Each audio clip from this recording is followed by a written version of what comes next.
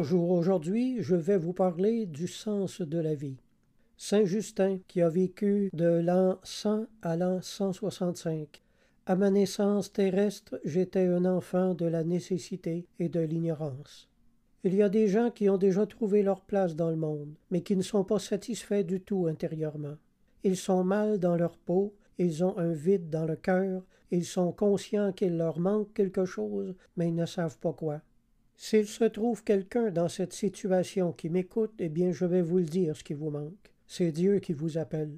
C'est parce que vous avez des besoins spirituels à combler. C'est votre âme qui veut un but.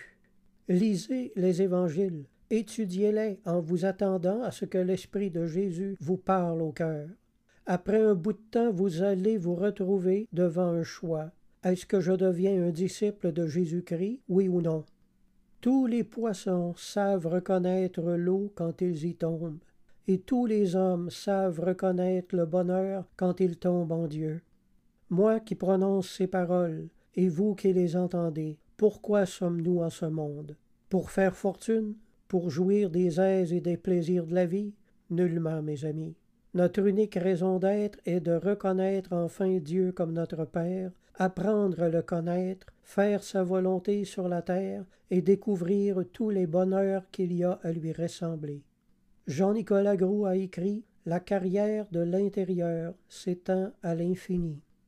Vous avez peut-être fait carrière dans le monde, mais il y a une carrière à l'intérieur de vous qui s'étend à l'infini, auquel vous n'avez pas touché encore et qui s'ouvre devant vous.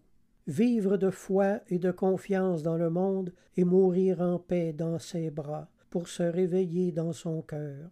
Voilà le vrai but de la vie en Dieu. Rien n'a de sens dans notre vie que ce qui nous oriente vers cette fin. Tout ce qui nous éloigne de ce but n'est qu'illusion, fausseté, mensonge et ruine.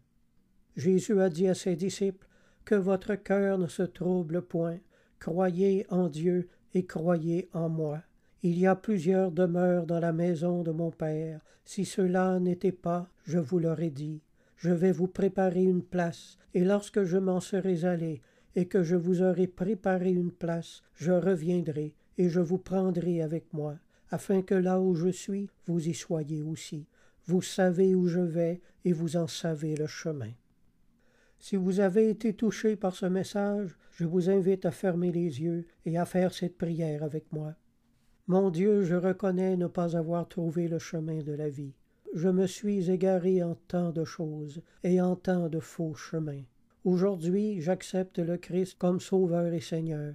Je veux devenir son disciple et recevoir de lui l'Esprit Saint qui m'en donnera la force et le courage. Je veux persévérer et atteindre la résurrection d'entre les morts que tu as promise à ceux qui t'aiment. Amen.